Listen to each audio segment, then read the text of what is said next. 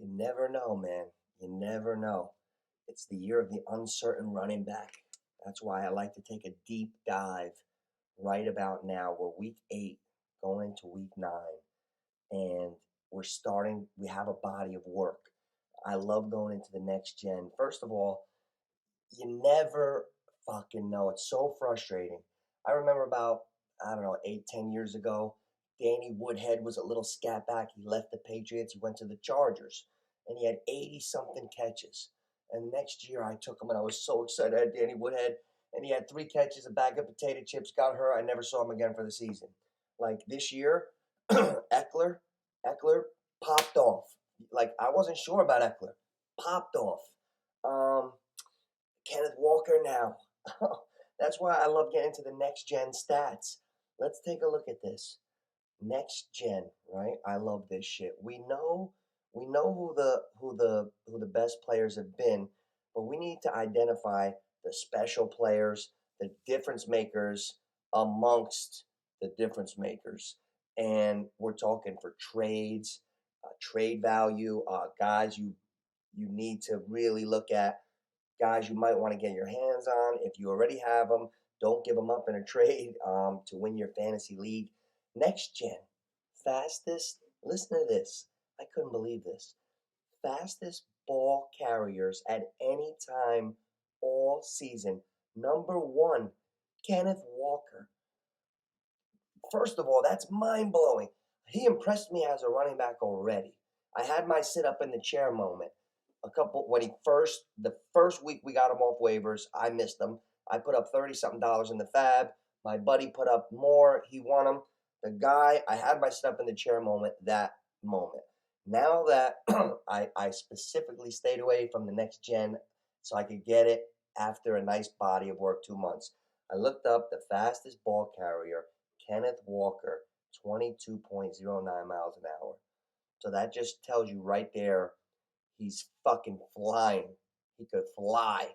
If you're the fastest ball carrier in the NFL at any time, you're flying. That means this kid could fly. The opposite, like I had a moment when I saw him, I had a disappointing moment with Najee Harris. He stinks. I think Najee Harris might be out of the league in 3 years. I had a moment.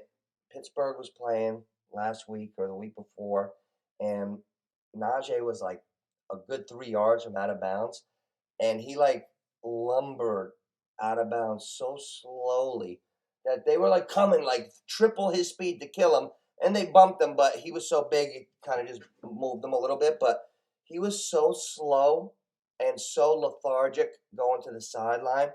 Like you would never see a legit back like Nick Chubb or Saquon Barkley not hit upfield and get those extra 5, or just not run out of bounds so slow.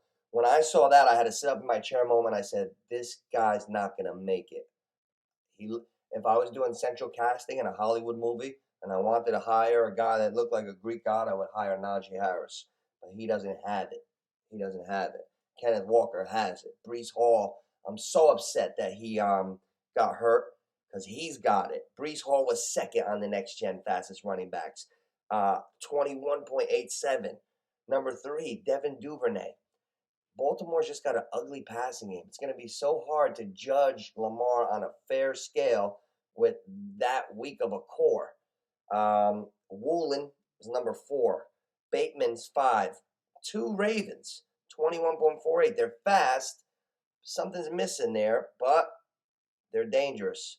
They just beat Tommy. Not that the Bucks are any good yet, but you can't discredit them for winning. So we got to still see. Baltimore's always going to be dangerous because Lamar Jackson is that good. Claypool, number 7. I didn't realize Claypool had that much straightaway speed, 21.46 miles an hour. Claypool's on the Bears now. Just went in the trade deadline. Mooney is a nice receiver. Fields looks like he's growing before our eyes. I think Fields is playing really good, and he was really good coming out of college. He might be ascending fast, and he might be a good guy to look at too as a backup to your quarterback in fantasy. You might want to have Fields as your backup maybe get rid of a guy that's been playing shitty. Like I love Derek Carr. He ruined my season last week. He gave me a 2. I wish I took Fields. I'm kicking myself. I'm kicking myself for the week for not taking Fields, and I'm kicking myself for the season not taking Nick Chubb. Nick Chubb is leading the league in rushing, 841 yards. I'm still trying to figure out why he was ADP, average draft pick, 2 seasons ago, top 10, and why this summer, in everybody's ADP, Field Yates, everybody, he was 20-something. Maybe they thought Cleveland was going to stink, but Deshaun was going to be hurt, but I don't know, man. They dropped him 20 spots, and he just became the league leader in rushing. So everybody was wrong on that one. So to round out the top 10 and the fastest ball carriers, difference makers, Claypool is up there. And if that Bears offense, they can't be, I think they'll be better than the Steelers because I think that the quarterback is more advanced and more talented. And I like Mooney. And the Bears just whipped up on the Patriots, and they're showing something. So I think that might be a nice little fit there. Penny, he was on the list. He got hurt. And Justin Fields, 21.23. So he's not just a big guy who's moving that's not that fast. He's in the top 10 in next-gen fastest ball carriers. So you got to like that with Fields and Claypool, 2 top 10. One's a quarterback, and one just got there as a receiver. And Mooney's legit. He's a nice young receiver. So that's one thing I was looking at I wanted to share with you guys. Incredible yak, yards after catch on the next gen. The top 10 guys that have the best, most against the odds yards after catch. Hawkinson, interesting. Wow, very interesting because he just went to Minnesota and a fucking offensive juggernaut. Cooper Kupp, not surprising. Chenault, Gabriel Davis. Yeah, Gabriel Davis caught a couple 30, 40 yards and went 60. Remember that 98-yard play? Debo, Jamar Chase. Jamar Chase is the king now. I always loved this analogy. Give me a guy that catches the 7-yard slant and goes for 70. Right now, that's Jamar Chase. Hopefully he gets healthy quick off the hip injury, but that's him. McCaffrey, if anybody's wondering about his health and Saquon's health right now, they both look pretty fresh. McCaffrey, yards after catch, incredible. He's number 8. Mims, 9. And Tyler Boyd, 10.